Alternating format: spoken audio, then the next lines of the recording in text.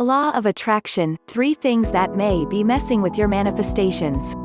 Before I get started with the post, I would like to let you all know that instead of just having my new post notification subscriber thingy, I have switched to a full-on email list service. So, those emails may contain additional juicy tidbits besides the new link. It will also allow me to send additional communications regarding inspirations, insights, interesting information and what have you that I think will be of interest to readers of this blog, as well as subscriber-only deals with my coaching services when the mood strikes winking face. Don't worry, I won't be assaulting your inbox with multiple emails a day. As for anyone who was already on my notification list, I have imported your information to this new one I sent an email about this Friday, but I know not everyone may have read it, and let you know to simply unsubscribe at the bottom if you so choose. So, if the idea of getting even more of me sounds good to you, enter your email, and you'll be all set. Now back to our regularly scheduled programming. As one year comes to an end and a new one is upon us, I imagine all you LOA enthusiasts are hoping to step up your manifesting a notch in 2015. The desire to create something new is especially strong now, and it is a great time to set new intentions and goals. I was thinking about some common issues people encounter that can stand in the way of their manifesting, and these were the first 3 that popped in the old noggin of mine, so for your reading pleasure, here you go, enjoy. Not realizing actions are a manifestation of your vibration. When I first read about our thoughts being a manifestation of our vibration like anything else, that was profound. It seems so obvious now, but was not a connection that I had made previous to happening upon that little nugget of wisdom. And, at some point, I made the realization that our actions are also manifestations of our vibration. Action is one thing that really trips up our manifesting work without a doubt.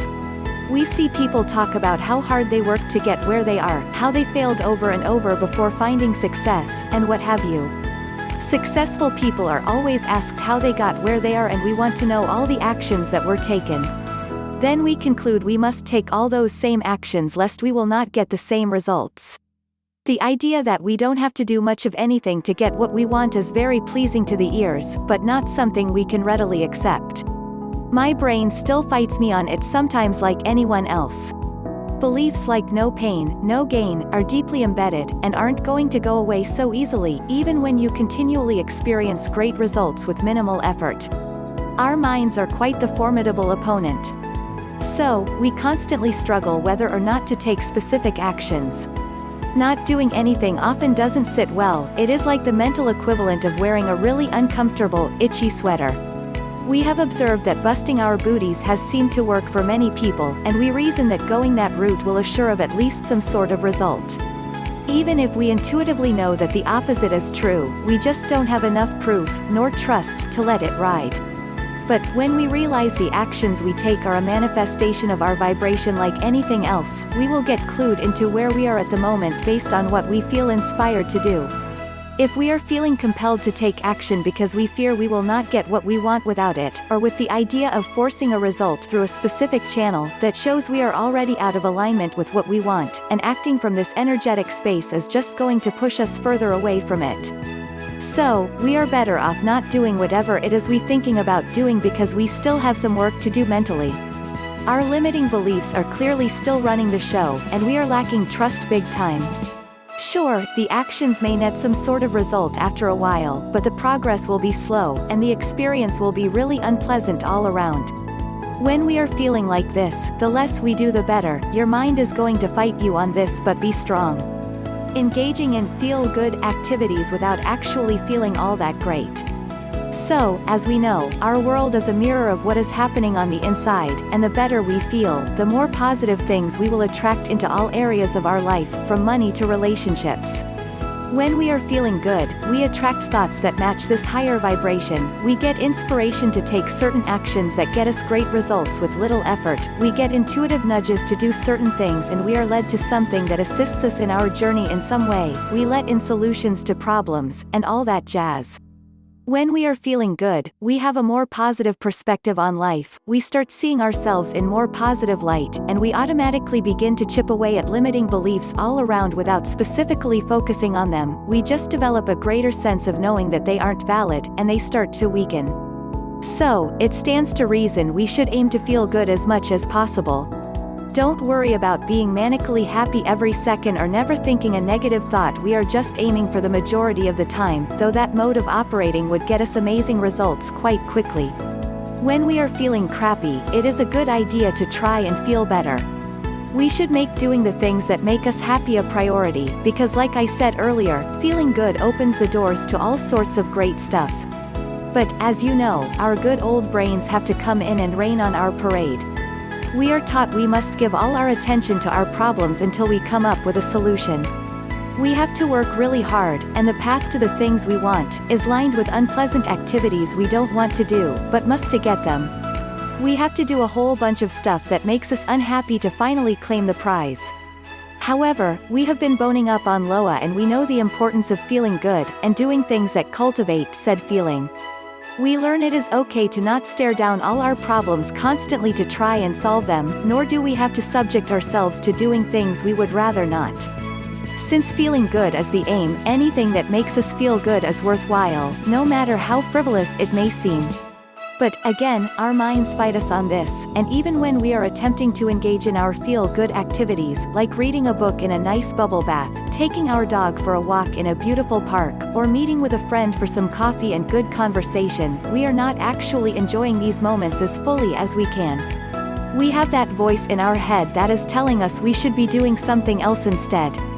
We should be forcing ourselves to write our next blog post even if we are totally feeling writer's block, racking our brains to find that solution to a current problem even though thinking about it makes us feel awful, or taking control of our life by sitting down and figuring out exactly how we are going to get what we want and all the concrete actions we will take to make sure we get it, even if doing so makes us feel terrible because we haven't the foggiest idea. And when this is happening, we are diluting the benefits of our feel-good activities because, well, we aren't actually feeling good. The worry, lack of trust, and all the other yuck is still quite dominant, and what is dominant determines what we attract. It is kind of like doing affirmations but not really believing them. You are doing the work, but the emotion is not there. So, start paying attention to what is going on in your head when you are doing your own feel-good activities. Are you in the moment as best as you can be, and really feeling the good feelings? Or are you engaged in an internal battle with the old you who is making accusations of laziness or being unrealistic? Will you be able to totally lose yourself in the moment each and every time? Probably not, and that's okay. Remember, it is all about what is dominant, and you want to do your best to really tap into the good feelings in these moments as much as you can. Overloading yourself with tools and information. Being happy, succeeding with LOA and what have you, is at its core, quite simple. What makes it hard is all the gunk that is standing in the way of who we really are. We can't quite access the amazing power we have to create our desired realities, and release what no longer serves us, with relative ease, in a short amount of time. Because of all the stuff that we have taken in over the years as truth, we have a lot of conditioning to overcome, and we may not be able to make things happen as quickly as they actually can. And that's okay, it is what it is.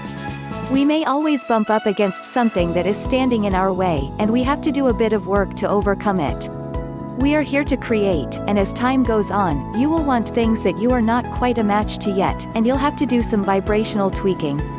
So, this desire to change often requires some conscious effort. In theory, we can just decide to stop doing certain things, start believing more positive beliefs and the like, but it usually doesn't go down like that.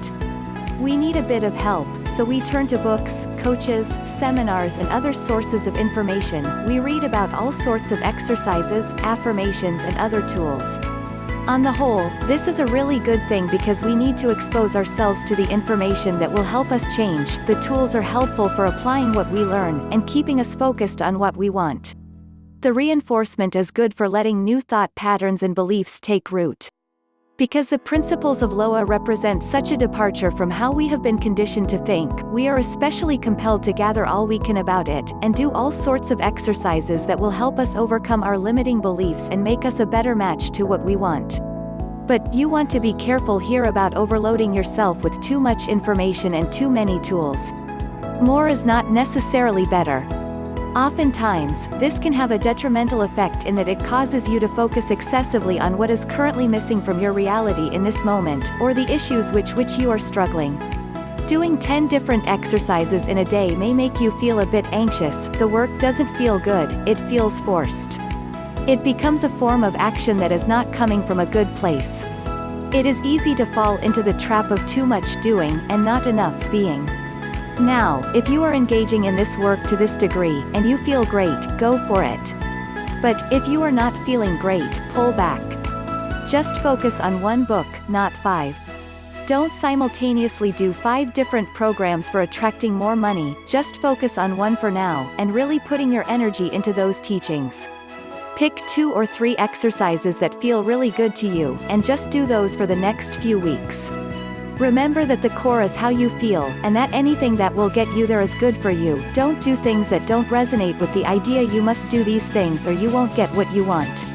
Personal development work can certainly present its challenges at times, but overall, it should be fun, light and feel good. If it doesn't, you want to fix that real quick. In closing, this whole conscious creation thing can sometimes feel like more trouble than it's worth. The frustration factor can be high, the doubt strong and the trust slow to come. But, just keep at it. What better way is there to live than consciously creating our reality? You may not feel super powerful all the time, and you will sometimes wonder if this stuff really works. But, you are more powerful than you know, and it will reveal itself more and more, and yes, it really works.